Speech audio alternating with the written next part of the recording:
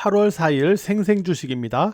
금요일에 폭락을 딛고 오늘 한국 증시가 반등을 했죠. 자, 반등의 이유는 세 가지로 추정이 되는데요. 첫 번째는 무엇보다도요, 정부 여당에서 상법 개정안에 대해서 수정 가능성을 언급했던 부분이죠. 이게 영향을 줬다고 봐야 되고요. 두 번째는 금요일에 낙폭에 따른 단기 이격입니다. 그래서 지금 코스피 지수를 놓고 보시더라도 이격이 단기적으로 오늘 저점권 이렇게 발생되는 자리에서 이격 구간에서 이제 반등을 시도했다, 이렇게 볼 수 있겠고요. 세 번째는 미국 증시가 오늘 기술적 반등을 보일 가능성인데, 다우지수를 놓고 보면 다우지수가 60일 이평선까지 금요일에 접근을 했었죠. 저점상 60일 이평선 지지 기반에서는 한번 기술적 반등이 시도될 가능성이 있기 때문에 이런 부분을 선반영했을 가능성도 있죠. 어쨌든 이상의 세 가지 개념에서 오늘 한국 증시가 반등을 시도했다라고 보고 있습니다. 저는 금요일 방송에서 여러분들에게 기준점으로 3141포인트를 제시했어요. 자, 3141포인트를 재회복할 수 있느냐 없느냐, 이게 중요한 겁니다. 그러니까 금요일에 폭락한 다음에 3141포인트를 하향했죠. 여기서 회복이 안 되면 하방 연속성이 이렇게 나타날 수 있는 거예요. 하방 연속성. 근데 오늘 3141포인트를 회복해 주면서 위로 마감됐기 때문에 일단 하방 연속성을 끊어냈다라는 데 의미가 있는 거죠. 그죠? 이렇게 일단 판단을 하시면 됩니다. 그러면 하락이 끝났느냐 이렇게 놓고 본다면 아직은 불확실하다라고 또 볼 수 있어요. 왜냐하면 말씀드린 대로 이격 구간에서의 기술적 반등의 성격일 수도 있거든요. 그러면 우리가 위쪽으로는 어디를 확인해야 되냐면은 바로 3200포인트입니다. 아래로는 3141포인트예요. 이렇게입니다. 그러면 이게 무슨 의미를 갖고 있냐면 3200포인트를 회복해 준다라는 것은 완전한 우상향 기조로의 복귀를 의미하는 거예요. 그러니까 완전한 우상향 기조로의 복귀라는 건 뭐냐면 우리가 앞서서 기대했던 부분들이 있죠. 역사적 신고점을 경신해 나가는 흐름, 바로 그 기조를 완벽하게 다시 회복해 주려면 3200포인트를 다시 회복을 해줘야 됩니다. 자, 3200포인트를 회복하지 못하고 3200포인트 아래에 놓여져 있다면 반등 후 언제든지 되눌릴 수 있다라는 개념이 되거든요. 패턴 회복에 대한 어떤 미완성 구간이기 때문에 그래요. 아래로는 3141포인트를 계속 체크를 해야 됩니다. 3141포인트 위에서 움직여야만 지지공방이 병행되는 성격으로 볼 수가 있겠고요. 3141포인트 아래는 불안정 영역이다라고 볼 수 있는 거죠. 그래서 위로는 3200포인트, 아래로는 3141포인트, 이쪽을 놓고 후속 흐름에 있어서 계속 체크를 우리가 해 나가야 된다, 이렇게 말씀을 드리도록 하겠고요. 그러면은 3200포인트를 회복해서 완전한 우상향 기조로 복귀하려면 몇 가지 조건이 필요합니다.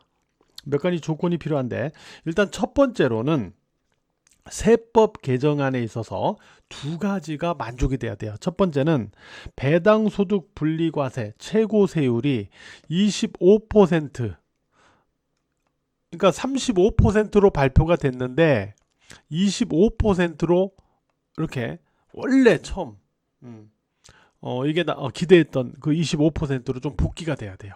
그 다음에 두 번째로는 대주주 과세 기준이 기존대로 50억 원으로 이렇게 복귀가 돼야 돼요. 만약에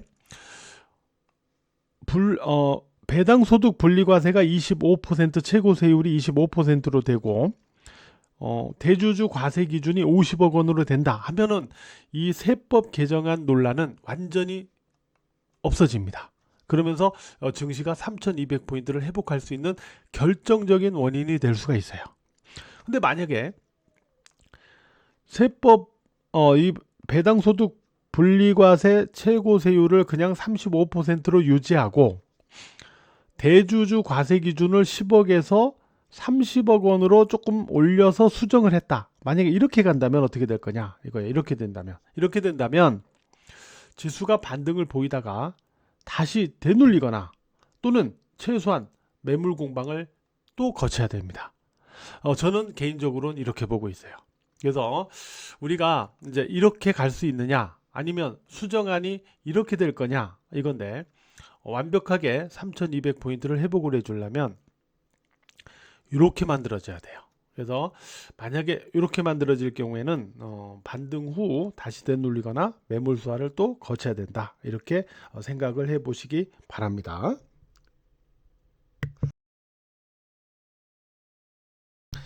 그 다음에 근데 이 부분은요, 국회 통과까지는 9월에 국회 통과잖아요. 그러니까 아직까지는 시간이 많이 남아 있어요. 그래서 어떻게 진행될 것인지는 점차적으로 계속 확인을 하면서 우리가 가줘야 되는데, 이번에 그 여당 신임 대표로 당선된 정청래 의원이, 정청래 신임 대표가 이렇게 얘기했죠. 주식 양도소득세 당 입장을 빠르게 정리해서 알릴 것이다 라고 했어요. 그래서 9월 국회 통과까지는 아직 시간은 남아있긴 하지만은 여당 쪽에서 아마 이 부분과 관련해서 빠른 시간 내에 아마 정리해서 알릴 가능성이 있거든요. 그러니까 8월 내에 말이죠. 그러니까 이런 부분들을 우리가 점차적으로 확인하면서 다시 시장에 대한 대응 방안을 강구를 해 나가야 되겠죠. 그렇게 일단 보고 있고요. 그 다음에 두 번째로는 미국 증시가 역시 안정을 유지를 해줘야 됩니다. 미국 증시가 특히 이런 나스닥 지수 이런 쪽이 이렇게 좀 빠졌는데 금요일 날 안정을 좀 찾는 그러한 모습을 보여 나가줘야 돼요. 이거는 국내 증시에서 외국인 수급에 영향을 줄 수 있기 때문입니다. 그래서 트럼프발 관세 그리고 금리를 둘러싼 어떤 신경전, 연준 의장하고 트럼프하고 했던 신경전, 이런 부분들, 그리고 특히 이 트럼프발 관세 이런 부분이 미국 물가와 고용 등에 어떤 영향을 줄 것인지, 이런 부분 등이 결국 미국 증시에 영향을 줄 텐데요.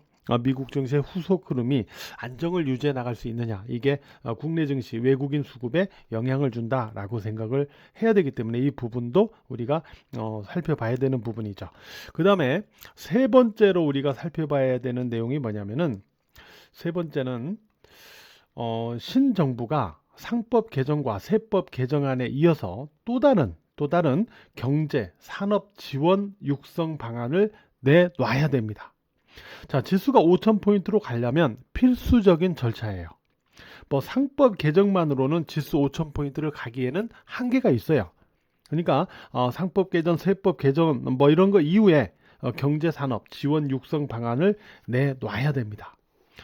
트럼프 관세 영향으로 한국의 산업 업종 기업들의 어떤 실적은요, 기존의 무관세일 때와 대비할 때 아무래도 위축될 수밖에 없어요. 그만큼 15%라고 해도 그 관세만큼 위축될 수밖에 없겠죠.